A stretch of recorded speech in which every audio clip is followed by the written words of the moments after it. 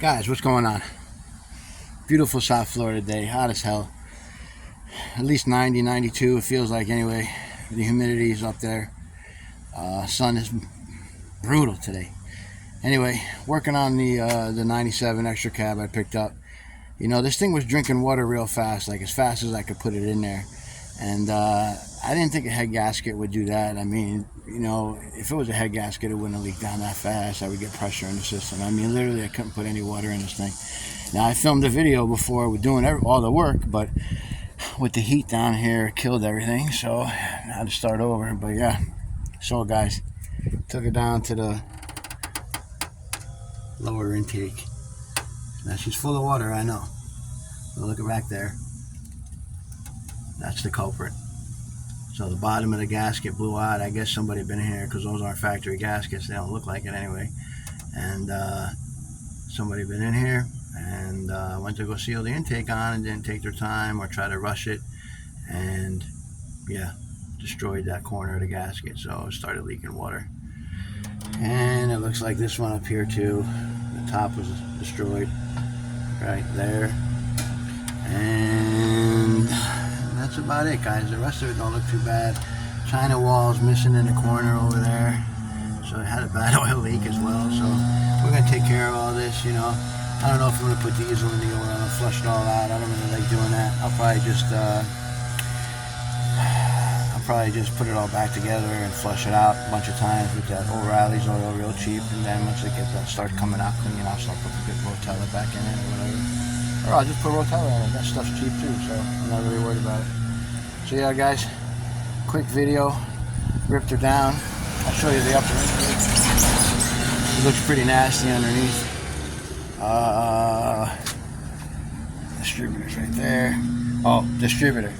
Make sure you mark it, guys. Make sure you mark it and take pictures, because with a Vortec, you need the scanner if you mess it up.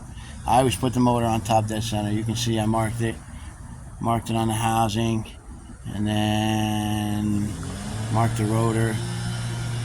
That's where it points to the thing, to the notch in the housing, so I'll know everything will be lined up when I put it back together. One more thing. This is the bottom of the intake. I mean, you can see it got a little warm. The motor runs great though, guys, and has good oil pressure, even with all that water in it. So, yeah, there's the throttle body, the bottom of it. Looks like it's never been touched, been underneath a volcano or something. So we'll take care of all that too. We'll do a bunch of videos on that. And let me show you what I took out of the motor today. So this is the intake. Let me show you that first real quick. It's got the factory, still got the factory poppets in it. Factory fuel pressure regulator. The intake looks pretty nasty, that side. But you can see right there, it was leaking. And you can see right there it was leaking. The gasket's destroyed. And that's that back one. So yeah, it was leaking pretty bad, guys. So we're gonna clean it all up, fix it, put some good Felpro gaskets on it, because these ones are junk, and put it all back together. And then she runs good and builds pressure, no more oil in the water, and I can fill the radiator up. We'll tackle the next problem, the transmission. But you know what? I'm lucky. I know a guy that works at a tranny shop, so I'll take care of that, and I'll get it done cheap. I'll bring it to Chris, you know, where I used to work, and he'll do it for me. I'll take it out and bring it to him and do it on the bench for me. I put a nice little shift kit in it, so it shifts nice. And I give it to the old lady if she wants to drive it. And when she gets tired of it, I'll sell it. Or if she doesn't want it, I'll end up selling it. It'll be good, back together, and won't have any issues.